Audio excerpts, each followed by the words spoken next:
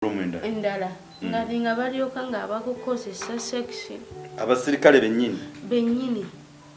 bakoze nyingi ezigatenge enkovu zaaki nga bakubamu empiso oyogera nti baagala mugundi yaabwe kati sirikale akusanga akuyola buyozi naye nga seejusa bantwala ekitalya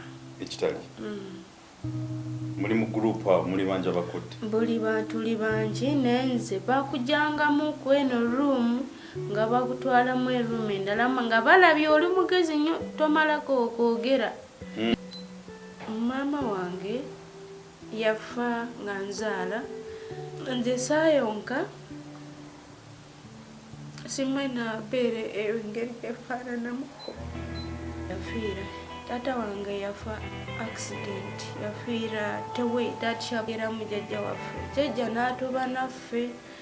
kati jjajja yatoba naffe n'abeera naffe wakaaba wagamba singa Kasimu tayandekeramu abaana bano nga nange ndi muto nze nayiga kufumba nga ndi mu myaka 41 awo nange nga bansibye kale bansiba mulundi mingi bampamba saagala kugenda nnyo ddi kuba luwengendayo nfunamu illusions kino kye twatwogerako then nobaakoko katono kati n'okomawo so memory emu off and on because nali blacked off on and on oluusi neerabira nnyo kati baba alina kunkwata mpolampola. That some stories make me even like to shed tears sometimes. Yeah, it is accepted. Nze muna struggle mpise bingi kale. Oyise mu bingi. Yes. You've gone through hardship since my childhood. Since your childhood. So when ali mukomera jjajjawe yafiira nsobola kukomawo era nsobola genda waka. Wenafiirwako jjajja wange wenava mukomera nsobola kuba waka. Omukazi yakwata simu senga wange n'angamba mwana gwe n'obula jjajjaawo n'afa twamusiika. Baalwisayo jjajja wange for what good week. Bamanyi basobola kukola tabasobola kati simanyi kigambo maama oba simanyi kigambo taata alya bulungi naye nga ffe jjajja akaaba n'agamba singa taata wamwabaddewo nasobodde okubakulira nga ni mukomera nina enkubu buyitirivu nnyo ebikyali bikyasinze okunnuma mu bulamu bwange. Simanyi oba obulwadde nafuniramu komera oba biko bawala mwena mulaba mutwaleko advice yange kuba nange saagala mubeere nga nze saawa eno. Doctor, it's not easy. Nampulira nga munuma nampulira nga sina maanyi kati musajja katubuze jjukira Dr. Kebe nga bagamba saawa eno nfudde sina bagenda teeka mulambo gwange sina edde ennyumba. Fred tamanyi we bantu bange Kebe nga abamanyi tabalina gye balina bali nali tabasobola kunsobola embeera gye nalimu soba nga batubanja mutwala 230,000 buli kimu oyina TB oyina ne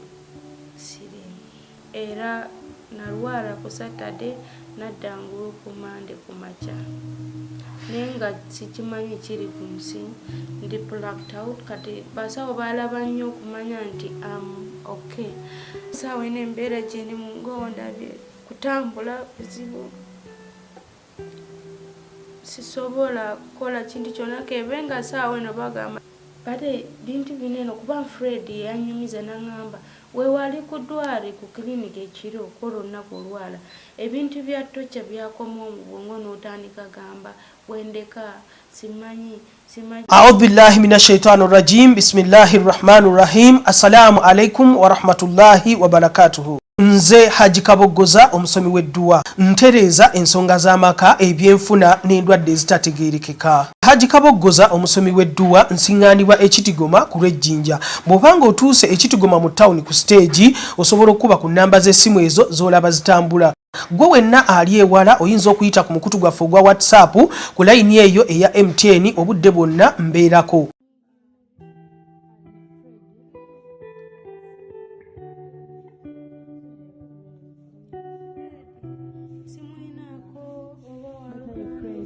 Baname mulaba Fred ono. Fred ono yeetaaga ekirabo ky'amaanyi. Ayamba Shami. Alina omutima omulungi amubeereddewo. Ya Katonda nwina. Shami abaana bagambye kuwulira. Bannange baganda bange nja kutereera mbeera ngenda tereera ndi mu kulya. Mwebale nnyo mwebalire ddala. Bonna abanyambyeko n'abasaba abasaba mwongere ddala olaba nseeso n'okuseka. Amiina nze Shami sala kuddamu ate kuwulira nti n'obufunye stroke bannange. Asikabeere bw'ati paka tumukubama mu mukako okulya. Nedda ngenda kulya onookulya mpasa oyagala obeera basuubisa okulyako ayina okulya ayagala naye ekizibu kati ate nga ayagala tuguze gundi mulamba bw'ati wagwamu nga ndi mu kusesema anti tolya emmeme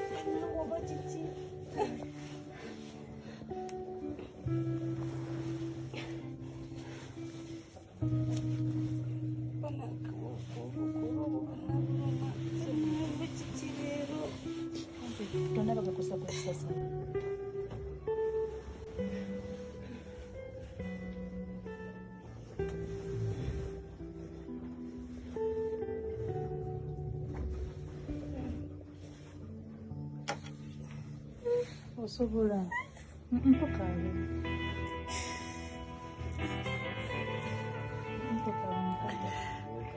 Uliweka baba mara mwana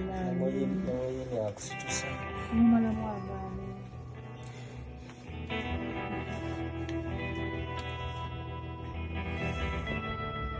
mimi ya bwana egorole osobola kola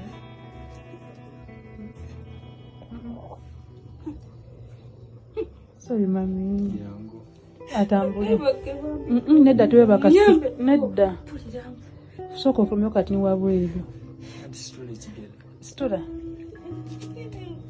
osobola good otage ntoyete nga tusobola kubitambuza naye kati otandisa obitambuza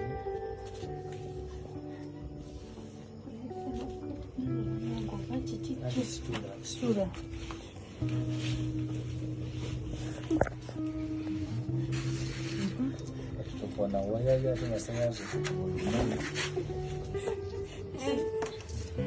good.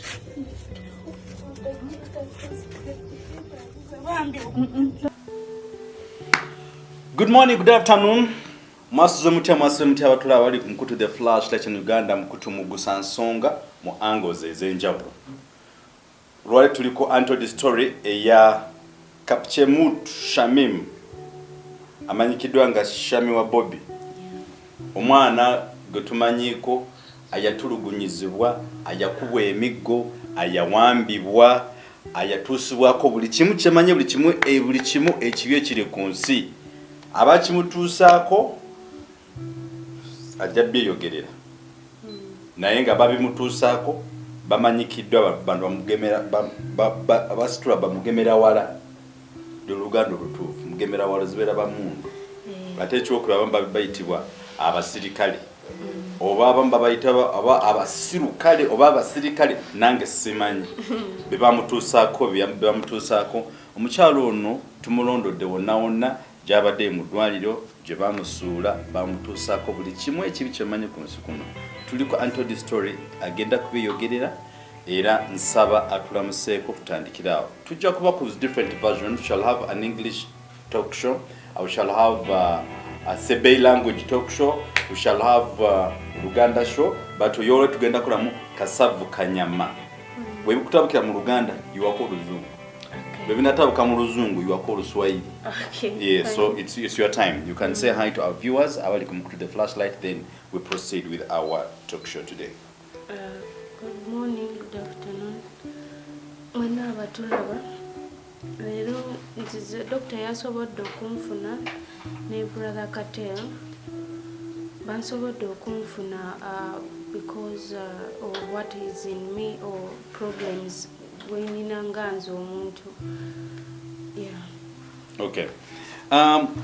Kapchemut omenya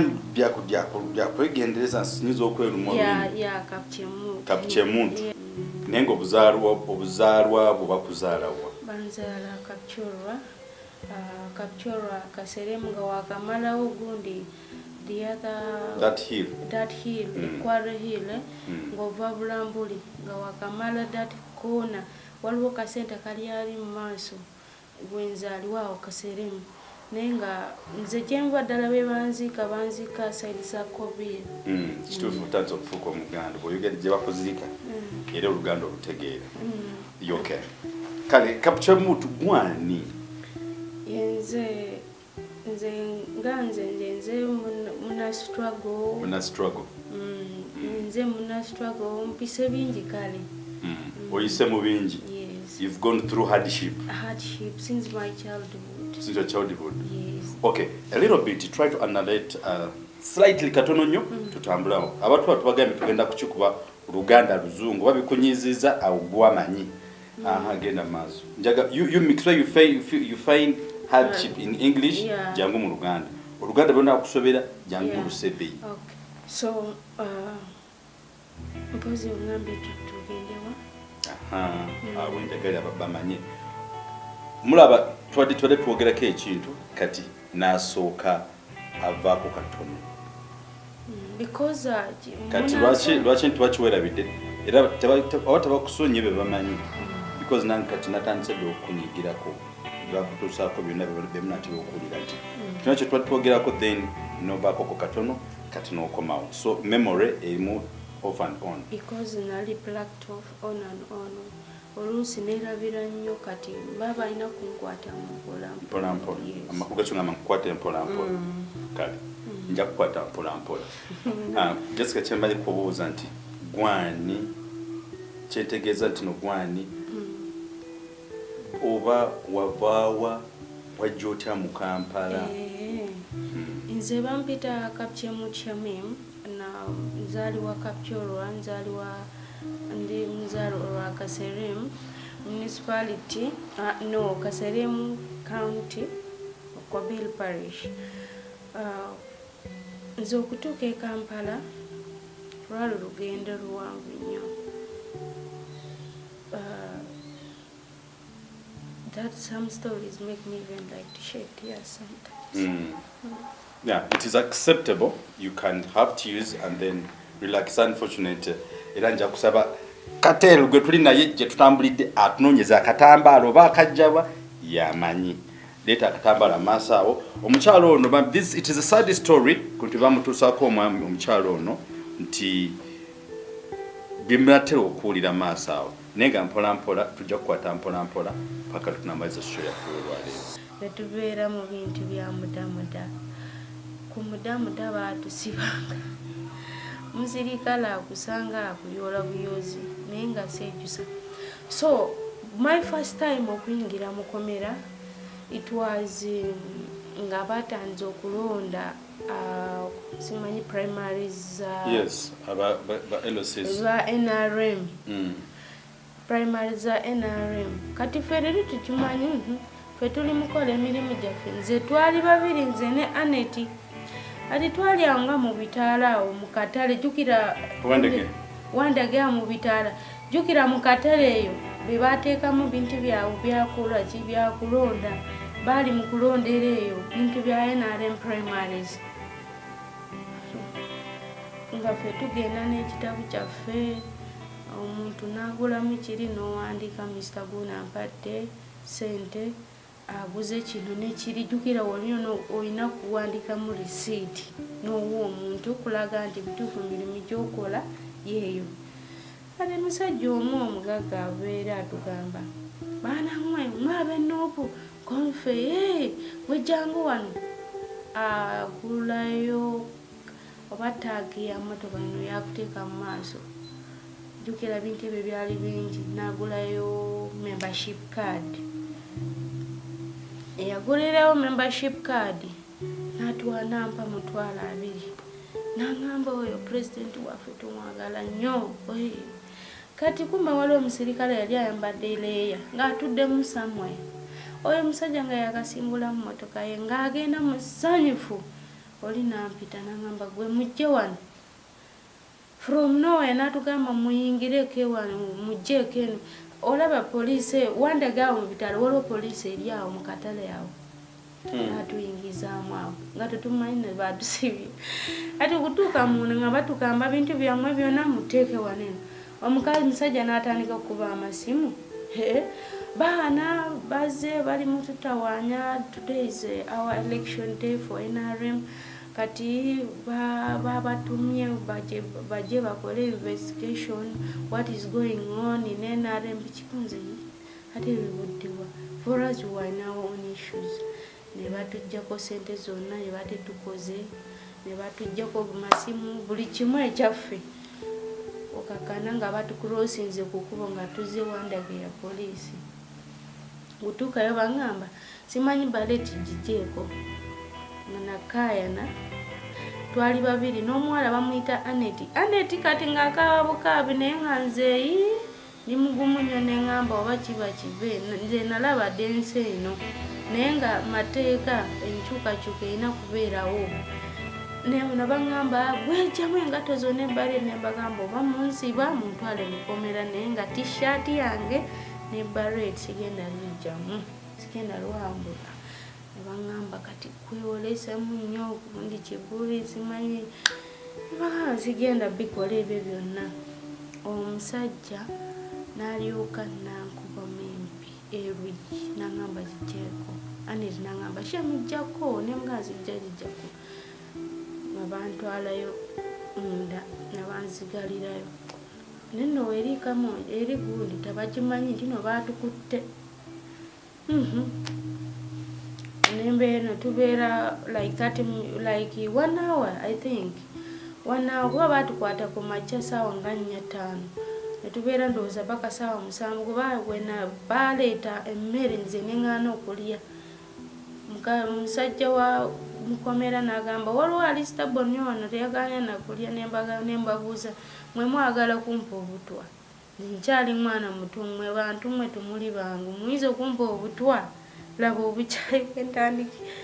emisajja nange kati gwenjala egenda kukulya nemuga ano my people Kyagulanyi naawe agenda tuleeteramu enkoko na chips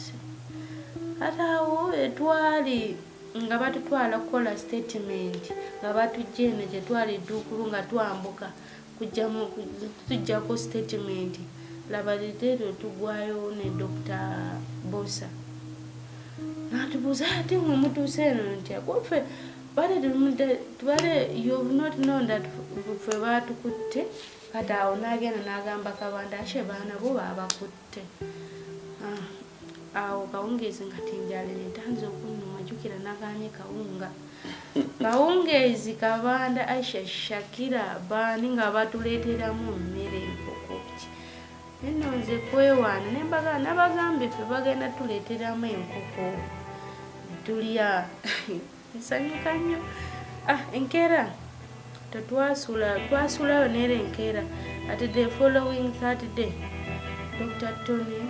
akabanda Aisha nga bajja nga batujjayo nabagamba kati kwera tulaba oba Kyagulanyi asobola kujja wano koffe agenda tasobola kujja wano ate ng'ayagala asobola kujja kubanga eno ensi asobola kujja but ayinza n'okujja n'atujjayo like azina ayinza okutumya omuntu najja n'atujja wano awo natuddayo ekamooca netunaaba netukola buli kimu emirimu era nekitambula naye twafuna kusomezebwa like bakiyita watya mu Luganda kusomozebwa nnyo mu biseera bya kampeyini okakana iyo oba bagamba alwanzi ngenda kasita nze emaze okulaba pulezidenti wange weppa awo mbeera nga n'enjala tekyannuma abo bakugjeeyo ewandegeya muze mirimu muze mu programu ya mudamuda yes olw'okugenda Arua ne kutuuka yes campaign okugenda Arua ne pulezidenti kugenda wonna kale ng'omubako yes nga mbeerako so n'ebyo ebiseera ebyo twagenda oba we baatugaana okusuula mu lodge ebyo byonna nabirimu so one time ebiseera bya kapchoro etuuka njukira luli we nava mu kyalo nagulira jjajja wange essimu biseera bya kugenda e kapchoro nakubira jjajja wange nembuga jjajja omanyi tugenda kujja ne president ambuuza president ki koye ono aliko kati gundi mulimi lwaffe nemuga nedda waliwo omulala ono omuvubuka n'ayitamu waliwo engeri gy'ayayitamu awo nemugamba yoyo yanagamba bebe wayini simanyi bebe wayini nemugamba yoyo n'asanyuka ze n'asanyuka n'agamba mwana wange oba oyinza okuba olyawo nga birooto byo bituukidde nemugamba ye jjajja tugenda kujja naye mukazi wattu naye when twatuuka embaale nga batukubyemu katyagaasa awo nemugamba tuli embaale mukazi wattu wetubeera nekukuba siwala nasobola kuba eri najja n'atuulawo olustwawazi ng'alinda oli ajja ayite tayasobola jasa okutuuka akapyolwa gomagran naye bambi jjajja wange yafa ng'akimanyi Kyagulanyi ali era nange alabika gye yali alinda so netubeeraawo naawo bwe bankwatira awo y'okubiri baatukwata ne batusiba awo jjajja wange yali sina mulwadde ne bagamba story kuba nsaamuziika bagamba story ya jjajja wange yaliwo nti waliwo yali baagala kutwala ettaka lya taata wange n'abeera nga alina mpapula zonna n'abeera nga agamba baana bano njagala bakule mbalage nti taata wange yaleka kino ne kiri era awo wenyini yawe yalekera empapula awo wenjagala nti bakukutte bakutula mu kkomero kikaaki bantwala ekitalya muli mu gurupu awo muli bangi abakutte tuli bangi nenze bakujjangamu ku eno ruumu nga bakutwalamu eruumu endala nga balabye oli mugezi nnyo tomalako okwogera nesinga bakulaba oli mutiitiza toyina togazza nabakulekamu awo kakati gwe abasikaye balaba nga oli mugezi ne bakutwala mu ruumu endala nga balyoka nga bakukozesa sexi abasirikale bennyini bakozesa sexi bibino eno kati ntugenda eruddewa bibino eno enkovu kale kwegamba enkovu zo nziyina nnyingi ezo ate nga enkovu zaki nga bakubamu empiso oyogera nti baagalamu gundi yaabwe kati lindako mwabatula bali ku show y'omukyalo ono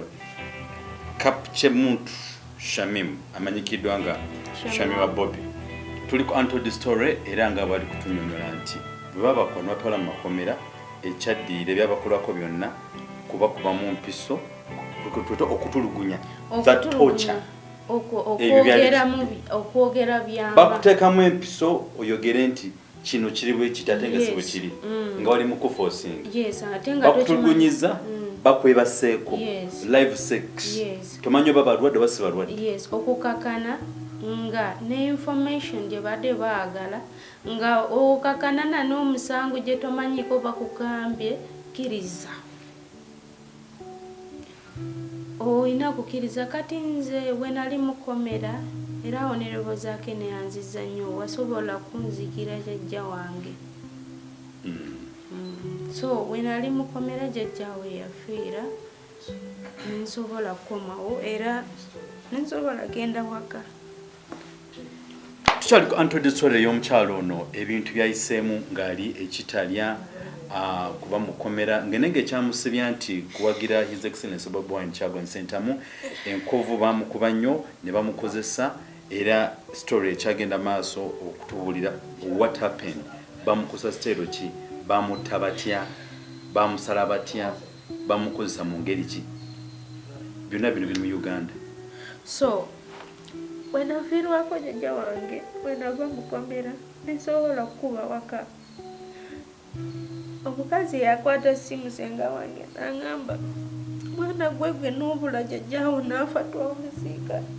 baliisayo jjajja wange for one good week bamanyi basobola kukula tabasobola kati kyanyamba eyafiira yagamba mugambe Shami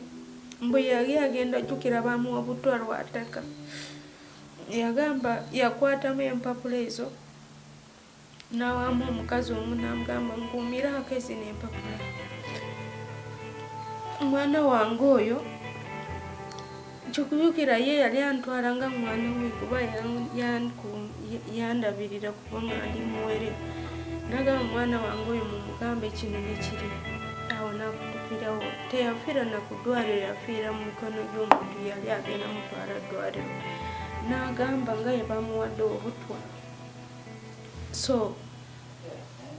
wenatuukira ewaka n'abantaana ya jjajja wange ngenda laba bataata bange abasigaddewo tabaina kye banyamba okukakanagana ennyumba yali ya taata wange yaggwa wansi jjukira yali nkadde bazimba 2001 yagudde wansi nga sikyalina bwakubeera ennyumba jjajja wange gye nazimbira ngenda laba ono taata wange ono omuto omugalanda wa jjajja wange nga talina wakubeera naye ali mu Grasters House ng'embeera emutabukidde anywa nnyo walaki akola buli kimu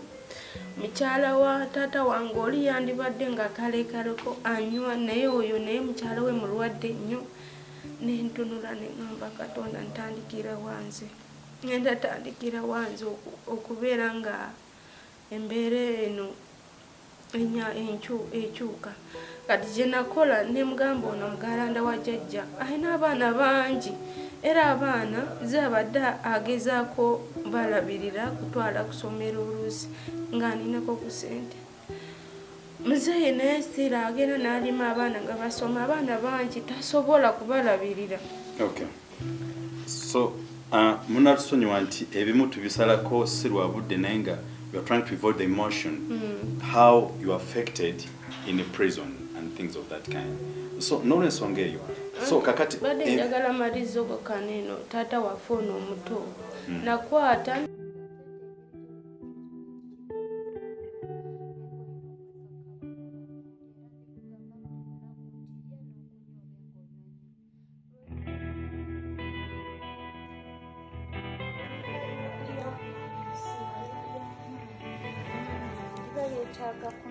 kunywa kikulu kunywa mulaba ono naye mukyala landlord omukyala landlord oweewa waka mutuyambe ku rent banna tugenda leeta ssente mukyala landlord banna ye mukama ng'atuyambye ono yenyini aba wagamba musajja engeri gyampisa omusajja mugamba akakkane tusonda sente atugumikirizemu awo ng'omwawo kakiisi ng'omutetenkanya ng'omugamba bebi jangu tugende tulabe yali abeera mu Grasters House nga yakaddiwa ne mugamba kyobuukola kikye kufayo n'ogenda osuulira eddala nyumba ya jjajja jjukira jjajja naye nali namugulirako buli kimu ng'asuula bulungi yali alya bulungi kuba nali nsobola kukola ebitonotono yadde si nnyo ne mugamba ono taata wange ono omuto ogenda obeera ennyumba ya jjajja oyo naye n'abeera awo ate sinaba nakuweza na myezi nga gijjo ate maama wange step mami taata waffe omuto adda ku taata wange ate nafa embeera neetabuka nga bakubira essimu gundi afudde tewali sente tewali kinooyiriba so wenalaba embeera ng'enkaayiridde neŋŋamba nja kweyizeera nga bulijjo so awo nenkomawo Kampala emityana era still kole nkomawo mityana ate okomye muliri essomero ly'osomesa nedda saddayo omirimu olwedde eri waweddewo so wenakomawo mityana nembeera awo ewa bazaake ku Emirates nembeera nga nkolawo awo covid yenna nga ndi awo nga wensobola kulya emmere ennyumba eri nga gyensulamu muzeeyi Tebi nansasuliramuko ku nyumba taata wazaake kuba namugamba bino byantukako Tebi nasobola kunsasulira era yantwalira mu mmotoka ye najjako sente ze mu bulungi nnyo nga ndaba nangamba genda osasule landlord nemusasula nangamba esigadde gula mmere zaake nangamba nange waka ninako ku mmere kansala nangamba ojja kujja bakuwayo matooke obulamu nekutambula naye nga asaali bulungi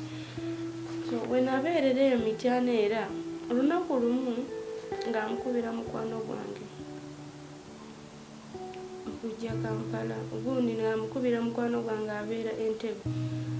saawa eno yafuluma yali weeru kati ali Dubai wenamukubira esimu nemugamba nokuzi yankubira esimu nambuza Shami wafuna byokola nemugamba saafuna byokola nangamba jangu Entebbe nemugamba ngenda tandikira wakati nentandikira okuwandiika mu application tiwanawandikamu application nangamba do you have any paper for senior for nzina koyo Uganda photocopy and you bring nampa transport. It was my first time even okutuuka Entebbe nambuuza olina ebintu bingi nnyo mu nnyumba nemugamba ninako obutonotono nangamba itsoke ojja kubuza mu taxi nemugamba kati ate lwaki mbikola ebyo nga sinaba kutuuka ekampa gundi nga sinaba kufuna omulimu nawandikamu application mu weeks nga 2 nga bampise mirimu wali mwezi gwokuna mwaka guwedde awo nga jjajja yafa November 2021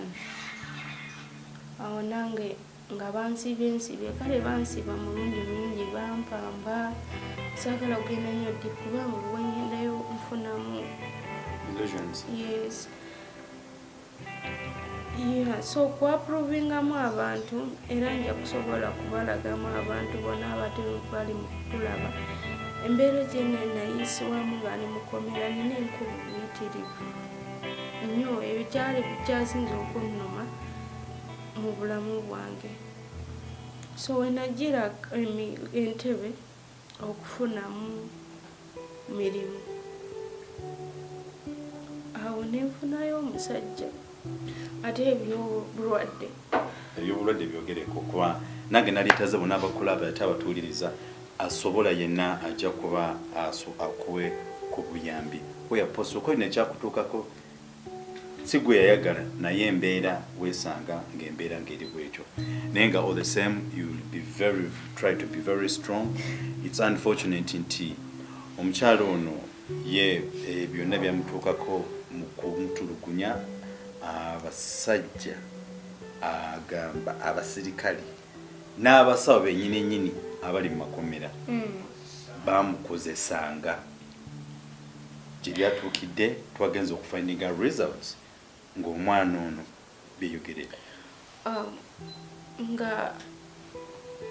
simanyi oba obulwadde nafuniramu mukomera oba wa because kyenjagala kwogera nti omusajja yeyankwana awo abawala mwena mulaba mutwaleko advice yange kuba nange saagala mubeere nga nze saawa eno. Doctor, it's not easy, but kangume just okwogera. What this story tuli just twogera nti naye nga twetaaga ffenna abemusajja abemukazi kibe kyakwegirako eri ffenna. It's a learning lesson nti ebintu bino ekituufu gyebiri ku myaka emito ku myaka emeka it's possible. These things are happening everywhere. No, wenagendera kwa airport ng'amaze okufuna omulimu wakulongoosa ng'afunamu ne sente zange obutonotono nga neeyagala. Wali omusajja eyajja nankwanira na budde like 3 months nga sikkiriza. Owalamu oba muntu ayagala kusiigamu obulwadde oba ayagala kola ki asobola kutuuka asobola bikola abasobola kukola. Omusajja nankwana asobola n'okugamba don't use the bus, just come home direct. Don't use bus, let me come and pick you. Nakupikinga. So one day eyangambe yabeera nnyo omukambwe nangamba amanje ogenda kola tugende mu kliniki anti owooza nnyo nti nno ndi mulwadde oyinza okulowooza ndi mulwadde konze tugendeyo mu kliniki. Twagenda mu kliniki nemugamba tugende kliniki ki nemugamba nedda tugende gundi referral nangamba referral jukira ku airport oba oli mulwadde tosobola kukola munda wakiri nga abo if you still new tosobola kukola naye osobola kubeera ng'olina obulwadde bwo abalinamu ssente n'ogulayo omuntu n'oyingira kati muntu nga nze nali sina gwe manyiyo tabaagala oba abalwadde. So wanayingirire omusajja n'angamba jamu tugende nankubira essimu kawungeezi nangamba ate okukozesa mu basi ngenda kunoonya gy'oli tugendeyo nkutwale twekebeke. Wenatuukayo mu kiriniki nangamba okay batuggyemu omusaayi batuggyemu omusaayi nze okunzigyamu omusaayi musajja ng'agambe tulinde results nga ndi musanyufu nnyo. So batuggyaamu results omukazi n'agamba I'm giving you people 30 minutes musooke mugende mubeereko awaweere nga tubeerawo. So omusajja nambuuza ekyeyambuuza singa namanya immediately nambuuza singa onsanga nti no ndi mulwadde nemugamba ati nze nja kubeera kubanga nze sina kusuula naawe. Nagamba abadde nsaaga wama saamanya nti omusawo nedda saamanya kati results zakomawo ate ngaali very fine nga ndi okay nnyo n'oli naye ng'aliyo nga results. So just recently nembeera awo kati okwegatta n'oyo omusajja n'abeeraawo nga njagala nnyo nga nkolera buli kimu nga sina kusuula naye. Nangamba Shami oyo wagamba singa wasoma okyayagala kusoma nemugamba njagala kusoma. Nangamba tuition ngenda kusasulira nemugamba it's okay. Musajja alina ssente ate naye akola ku airport. Nangamba ngenda Canada naye ngenda kukolera buli kyoyagala. Ngenda Canada nina omwana omu nina abaana 2 naye nazaalira mu mukazi muzungu naye muzungu yankyawa ate nange nemugamba it's okay. Nasasulira mu tuition e campus.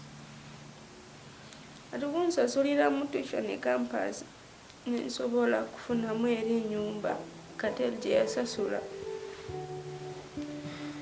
Ate okufuna okubeera mu first semester omusajja awo yakomawo netusuula nedda yagenda nga atusuula nga already I had live sex with him. So nga n'emirimu nkolera kwebo nga eno mbeerayo weekend eri mbeerayo weekdays naye nga mbeera nga mpulira kamunguluzi nga mpulira nga siteredde bulungi nga mpulira nga muno bunnuma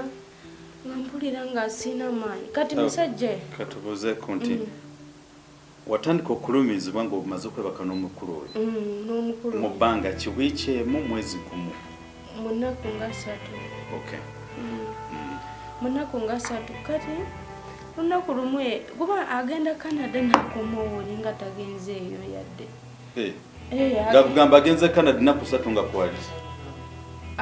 yali agenda ddala yali agenda ebyaddala yali agenda kuba negundi ayingira nnyonyi nga nange ndaba yali agenda ddala ng'omanyi bana musajja munyankole ati we yagenda nga nakomawo abeerewo ewe nga wiiki emu nakomawo naye nga akubeerako nnyo ku simu so we twali yakomawo nensobola kubeera naye fuli ngaawo newakanga ngamba ngenda kuzimbiramu n'ennyumba. Jjukira Dr. Kebe nga bagamba saawa eno nfudde sina bagenda teeka mulamba gwange sina edde ennyumba. Okay. That's it. So ekyat sinaba wenabeera nga ndi naye so one day nemuga tugenda ku ddwaliro twekebejenera nga mpulira siri okay teri lubuto naye nga mpulira musujja buli butuuka saawa 11 naye nga nebaka so embeera yatuukawo nnyo even the time when agenda nemeetinga mu Kateru nali mulwadde era nnyo so nembeeraawo nenzirayo Entebbe nga maze okumiitinga Kateru nembeera nga ndi fine awo obeera ng'oli okay oluusi naye ng'olaba okogo gwayo noweebuuza kiki so wenabeereraawo nengamba kangende ku clinic nabankebera nga nina omusujja nga bampayo kotamu nendya kotamu erugwayo kati olwoko mukulya kotamu eringa eyongera bwongezi engamba kikino ate olwo omukazi omulumu nangamba naye gwe anti ampita anti naye gwe kyetaagisa ogendere mu ddwaliro ddene bakukebera omusaayi bulungi nemugamba kale nsafaayo nengamba kanjiti kambireke so wenalwaliraawo kati kutuuka ne oxygen juzi era ebifaananyi ebyo kusatu birina bigenda kubaamu bajja biraba wenalwalira yali kawungeezi nga nina emikwano gyange jjukira nze njagala nnyo okubeera n'abantu beera n'emikwano gyange ne tuseka kale ndi muntu w'abantu siri muwala abeeraawo newala n'olunooli njagala nnyo okubeera n'abantu kuba n'empisa nzirina. Okay. So doctor kati awo tutagala okutegeera nti abatulaba namwe abatuliza mulowooza nti obulwadde bwajja na musajja oba bwava mu kkomera kuba tosobola kubeera kufuna reaction y'obulwadde mu nnaku 3. So wetwabeera yali kawungeezi saawa nga 12 mikwano gyange nabagamba shamfika tudde waka kuba mukwano gwange yangulirayo ka antena nangamba ngugulidde ka antena olina TV naye okozesamu flash nkuwaddemu antena kati yali batereezaamu antena kawungeezi nga mpulira nga siewulira bulungi nembagamba abaana mmwe nze siri bulungi nga bali nga bagenze nembakubira simu nemugamba Fred mpulira nga siri bulungi naye mukubira ne Cynthia Fred nangamba afumba gwe chai okole ki unywe nenfumba nambuzo ina sukari nemgani na sukari tawo kawungi sawa nga nya z'ekiro 5 obulwadde ne buwaseninga ate gye bankwata simu nemukubira Fred nemugamba Fred mugambe Cynthia oba naawe embeera etabuse obulwadde bunnuma nenkubira ne mukwano gwange omulala omu ali Kampala nemugamba bamuyita Rahim nemugamba Rahim nfa munnange nyamba nangamba Shami Mpuliriza yavula agenda ogule olugi naye okuva wano ejjukira single room kuva wano wendi ku buliri paka wali ogulawo olugi it was problem for me Yarusobola nga sisobola kati yabankwata simanyi engeri kyanagulawo olugi simanyi kisa kya Katonda yes kati awo Fred yagira mangu agenda kunsanga nga embeera etabuse so nabantwalayo mu kiliniki ku kiliniki embeera yali bulala nga ate mu kiliniki kati bintu binene kuba Fred yanyumiza nangamba wewali ku ddwali ku kiliniki ekiro okolo nnaku olwala ebintu bya tocha byakoma omubongo n'otandika gamba wendeka simanyi kirina kyemanyi tonkuba just Kyagulanyi president wange ebebe gye nalimu yali oyogera yes so mbonasi nagamba alabika mwana yafuna tocha kati awo Fred najukira nagamba mwana ono yandaga ki ebinkovu ebiri mu Kongo bubagenda bikula omugomo nga bintu byatabukadde so oyo teyasobola kunkeberamu omusaayi akeberamu typhoid jukira clinic akeberamu typhoid n'omusujja butufu nga webuli so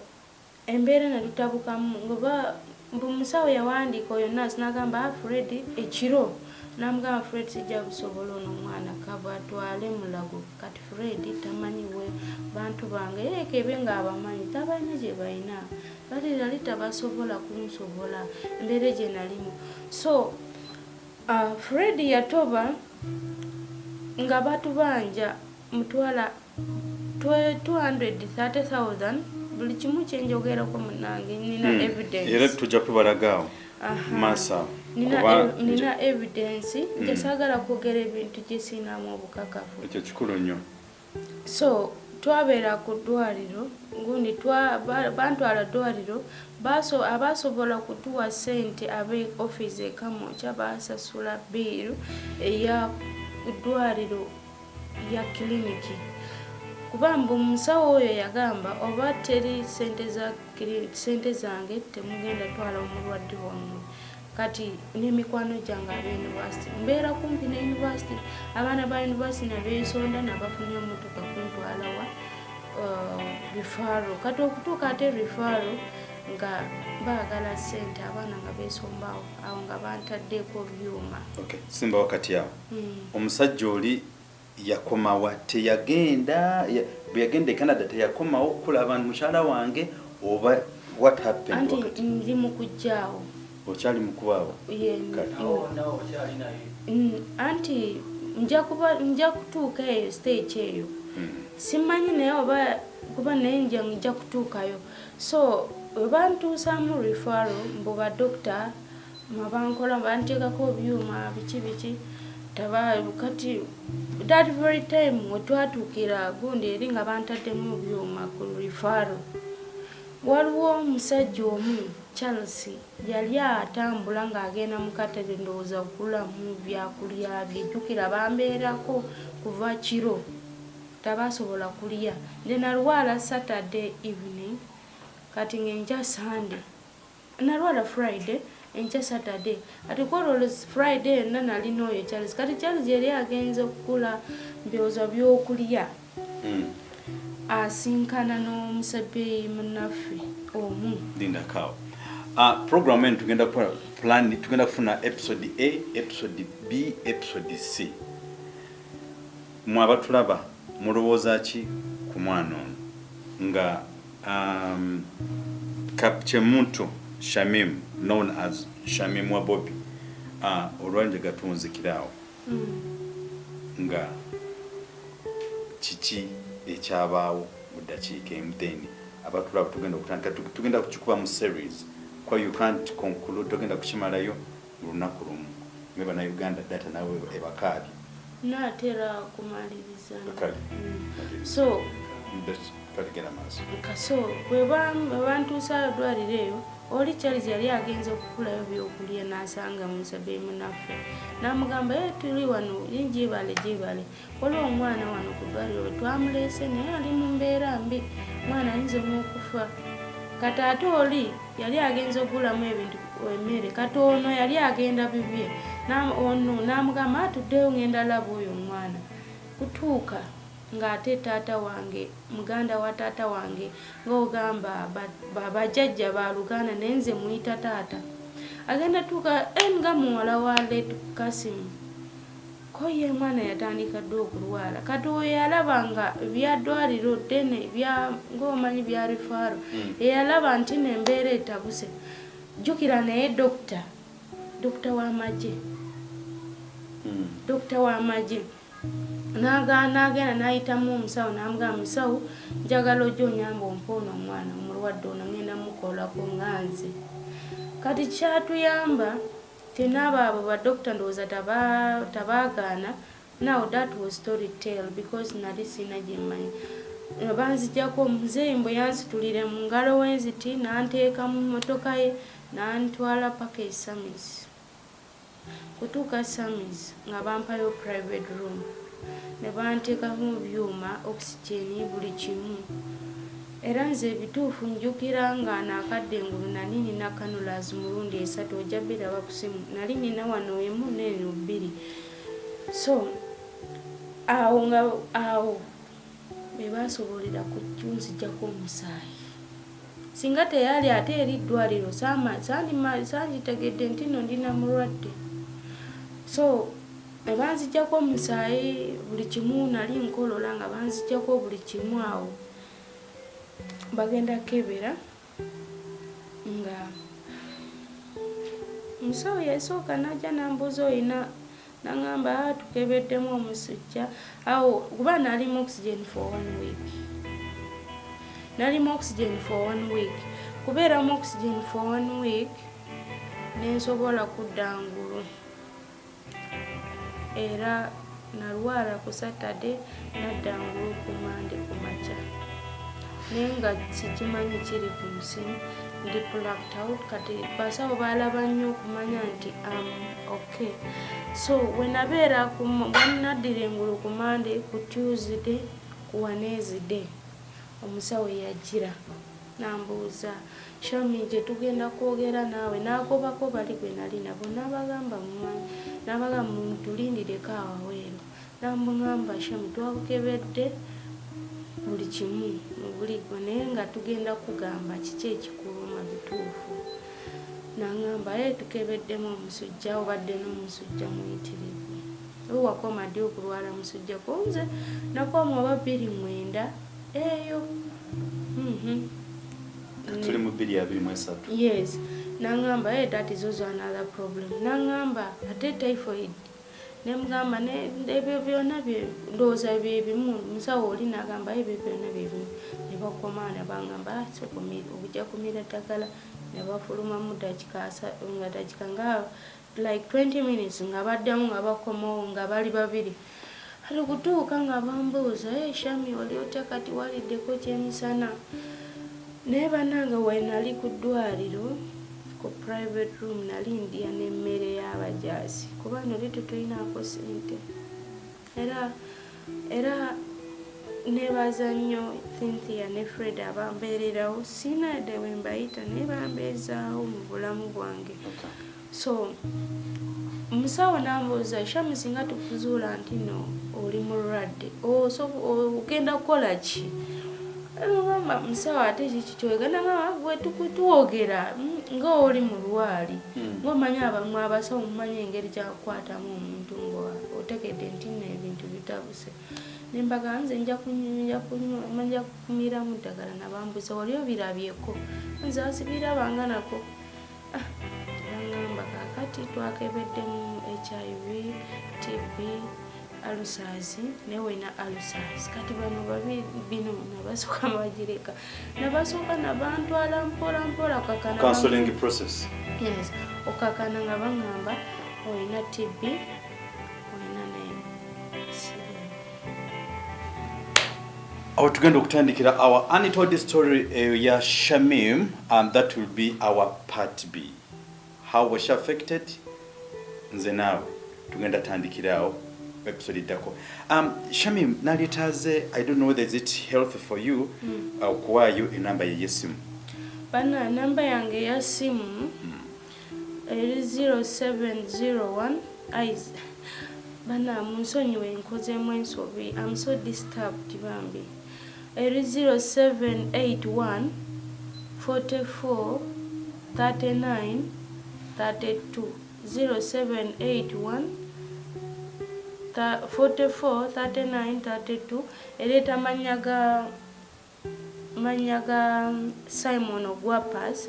because batusibangako nga nenda nga muntu bagitwaliramu. So nali sinagonda nga muntu nenfunamu omuntu nga nali mwesiga ne mga you register for me my line. Okay. So enamba njaji wandeka wansawo ku scroll esigale ngeyitawo kindly you find all the means of supporting her. I've just seen this mbadde bulijjo mbiwulira nankati nze Katonda mwebaza nze Mujjemunkwateko basajja mwenze temateka mukadukulu nabawona era soma kirala badde njagala nsabe ku bantu bano oba waliwo asobola kungulira wakiri amabaati ezimbemukko kayumba ogende odde kapcholo banzimbireko ku kayumba akatono oba waliwo asobola kumpa capital ya business. Kuba nsaawe n'embeera gyeni mu ngondabye kutambula buzibu sisobola kukola kintu kyonna kebenga saawe no bagamba ninako obuzibu sinaako nyumba wengenda kubeera kuba enyumba gye nali nina kubeera eya jjajja nawaayo taata wange omuto nga embeera naye erembi. Dokita kyantanuma nnyo singa tutuuka ewaka singa obadde nga nabadde ne sente kutuukayo olaba embeera gye njogera musaawe kyekyasinza kukukaabya tinali njagala kutaba n'ensi kuzimba nyumba. Naye nga bino byonna nga mukyala batugambye byamutuukako embeera gy'abaddemu ewaabwe eri ekapchorwa n'agamba no ngeri sentamu Robert bwazze alaba nti enkyukakyuka kweri n'agamba kanumbe struggle agirumbye byonna bino bimutuuseeko ne kyembagamba si buli ali mu struggle nti no byamutuukako ate si bali mu struggle nti agenda kufunamu obulwadde nedda naye nti bino byava kumutulugunya abasirikale nkiddamu yakyeyogeredde abasirikale babimutuusaako n'abasawo bennyini abasawo abasirikale si bwe kiri yali bambala uniform za pink ng'akugamba singa ompaayo ngenda kubamu akaise kujja mu nsi singa ogamba nti no nakuwaddeko oba wampa Dokita kiri nnyo nsobola kulaga ekiri mabega gwange kati waliwo birabeeko nsaba kulaga. Okay, please producer make sure that close the camera to see this. Kwanti would wish kulaba nti omwana ono ajjanjabwa ayambibwe se mu bubi. The torture was too much. Abasawo mu abasirikale mukozesa omwana ono n'okumusiga ne musiga obulwadde. It was unfortunate. Ate n'eddagala by'emira kati kyetaagisa muzi na bino byonna bino kakati sikojjemu okuleeka mbirabe ate togenda maaso producer obiraba ebintu bino sembe za kamera obiraba bibyo ebintu kujja kuba mukyala muno gwoba okikolako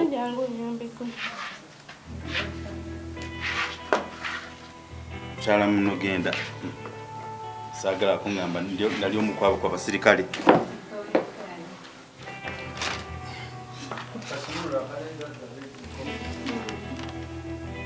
mukyala munne bannange bino bye byamutuusaako omwana ono mubiraba eyo ye tocha nga bamukola ebintu mubeere kubete tetugendayo munyambe ebintu bino byamutuukako nga bagamba kasitoto